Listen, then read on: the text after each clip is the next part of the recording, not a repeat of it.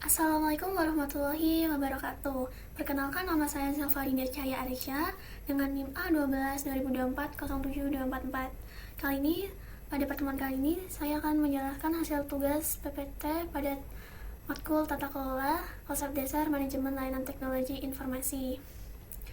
Nah, yang pertama, saya akan menjelaskan materi sebelumnya yang membahas tentang konsep dasar manajemen layanan teknologi informasi, yaitu bagaimana layanan TI dikelola agar mampu memberikan nilai atau value dan manfaat bagi pengguna maupun organisasi. Layanan TI sendiri terbentuk dari kombinasi teknologi, proses, dan sumber daya manusia seperti internet, email, ATM, dan sistem informasi akademik hingga layanan digital. Selain itu, layanan TI menjelaskan juga pengelompokan TI berdasarkan hubungan penyedia dan pelanggan, seperti interaksi layanan dengan pengguna, serta manfaat layanan bagi pelanggan, seperti core service, enabling service, dan enhancing service. Kemudian, konsep manajemen layanan seperti proses, fungsi atau function, peran atau role, stakeholder layanan TI, serta pentingnya utility dan warranty yang disebut ACCS atau availability, capacity, continuity, dan security dalam menjaga kualitas layanan secara keseluruhan. Kemudian bahwa manajemen layanan TI bertujuan memastikan layanan berjalan efektif, berkualitas sesuai kebutuhan bisnis, dan mampu memberikan kepuasan bagi pelanggan maupun organisasi. Kemudian, saya akan menjelaskan pada soal problem based learning. Pada soal yang pertama, disebutkan bahwa sebuah perguruan tinggi memiliki unit Puskom yang menyediakan layanan internet, email, dan sistem informasi akademik untuk seluruh sivitas akademika. Kemudian, identifikasi dan klasifikasi layanan TI tersebut berdasarkan 3 kategori pengelompokan layanan TI yang telah dipelajari. Berikan analisis Anda. Nah, 3 kategori tersebut yaitu yang pertama, berdasarkan hubungan antara penyedia layanan atau service provider dengan pelanggan atau customer. Dijelaskan bahwa layanan internal diberikan kepada unit di dalam organisasi yang sama, seperti contohnya Puskom, kampus yang menyediakan siakat untuk mahasiswa atau dosen. Kemudian, layanan eksternal atau diberikan kepada pelanggan di luar organisasi dan biasanya bersifat komersial atau berbayar. Contohnya seperti Telkom yang menyediakan internet untuk umum. Yang kedua, berdasarkan interaksi layanan pengguna, yaitu customer atau facing service, layanan yang terlihat dan digunakan langsung oleh pengguna bisnis atau diatur dalam dokumen Service Level Agreement atau SLA. Kemudian, supporting service, layanan infrastruktur dalam tanda kutip tak kasat mata yang mendukung customer facing service atau diatur dalam Operational Level Agreement atau OLA.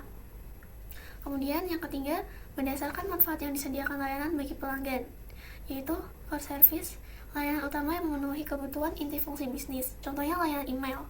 Kemudian enabling service, atau layanan wajib agar core service bisa berjalan, contohnya jaringan internet. Kemudian enhancing service, atau layanan nilai tambah atau layanan nilai tambah atau daya tarik ekstra bagi pelanggan, contohnya aplikasi akses email di smartphone. Nah, untuk jawaban pada soal yang pertama, yaitu berdasarkan hubungan penyedia pelanggan ketiga layanan tersebut, internet, email, atau siakat, sistem informasi akademik, semuanya termasuk layanan internal karena Puskom dan seluruh penggunanya itu seperti mahasiswa, dosen, dan staf berada dalam satu organisasi yang sama, yaitu perguruan tinggi tersebut. Tidak ada layanan yang dijual ke pihak luar. Jawaban yang kedua pada soal yang pertama itu berdasarkan interaksi dengan pengguna, siakan dan email atau customer facing IT service, keduanya digunakan langsung oleh mahasiswa dan dosen untuk mendukung aktivitas akademik seperti KRS, nilai, kemudian komunikasi resmi. Standar kualitasnya diatur dalam dokumen SLA. Kemudian internet kampus atau supporting service. Internet adalah layanan infrastruktur yang dibutuhkan Puskom agar siakan dan email bisa berjalan. Namun pengguna tidak berinteraksi langsung dengan layanan internet. Mereka cukup merasakan hasilnya, kemudian diatur dengan OLA. Berdasarkan manfaat bagi pelanggan, siakat atau core service merupakan kebutuhan utama dan fungsi inti perguruan tinggi. Seperti KRS, input nilai, jadwal, tak absensi. Tanpa ini, aktivitas akademik terganggu. Kemudian, internet kampus. enabling service dibutuhkan agar siaran dan email dapat berjalan, tidak tampak langsung bagi pengguna akhir, tetapi tanpa kedua layanan lain tidak bisa diakses. Kemudian, email institusi atau NHG service memberikan nilai tambah berupa komunikasi resmi, notifikasi, dan pengguna akademik. Tidak menentukan berhasil atau gagalnya si akad, tetapi meningkatnya daya tarik dan kelengkapan layanan. Untuk kesimpulan analisisnya pada soal yang pertama, yaitu pemahaman klasifikasi ini penting bagi Pushcom agar dapat memprioritaskan pengelolaan si akad harus mendapat perhatian tinggi karena berstatus core service.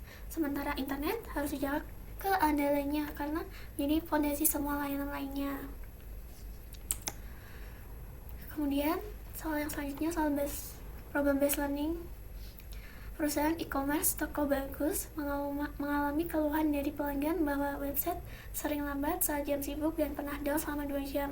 Sebagai IT Service Manager, jelaskan konsep warranty atau ACCS, apa yang dilanggar, dan tindakan apa yang harus dilakukan.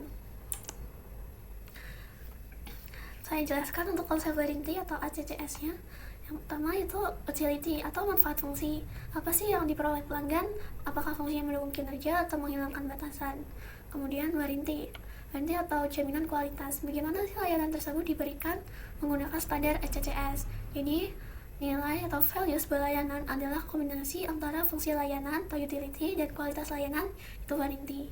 Nah, untuk standar ACCS itu sendiri yaitu ada availability atau apakah selalu tersedia saat dibutuhkan, kemudian capacity apakah kapasitas sistemnya cukup untuk semua pengguna, kemudian continuity jika rusak seberapa cepat layanan bisa pulih, kemudian security apakah aman dan datanya terlindungi. Untuk jawabannya, yang dipertanyakan website sering lambat saat jam sibuk dan pernah down selama 2 jam. Kemudian sebagai IT Service Manager, bagaimana sih solusinya? Nah, dari hasil analisis pelanggaran warranty yang terjadi, yang pertama, availability dilanggar. Itu website yang down selama 2 jam berarti layanan tidak dapat diakses oleh pelanggan pada waktu yang seharusnya. Ini adalah pelanggaran availability paling mendasar layanan, tidak selalu ada sesuai kesepakatan. Kemudian, capacity dilanggar.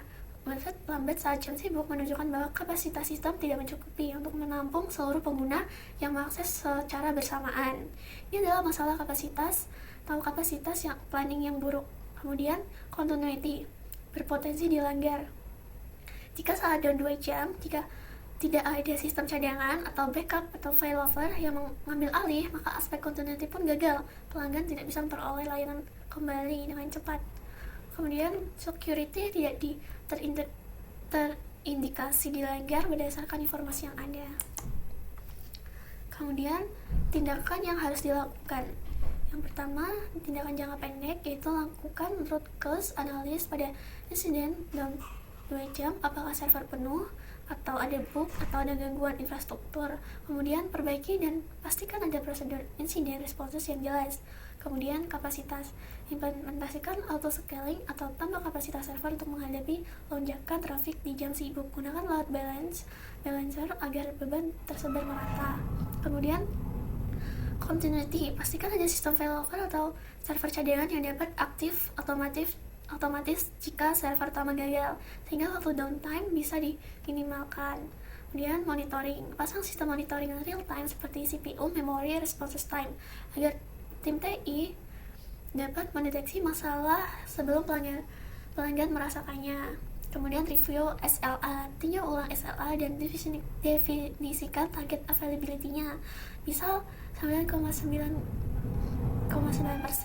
serta konsekuensi jika dilanggar sebagai komitmen kepada pelanggan. Nah, cukup sekian hasil dari presentasi saya. Wassalamualaikum warahmatullahi wabarakatuh.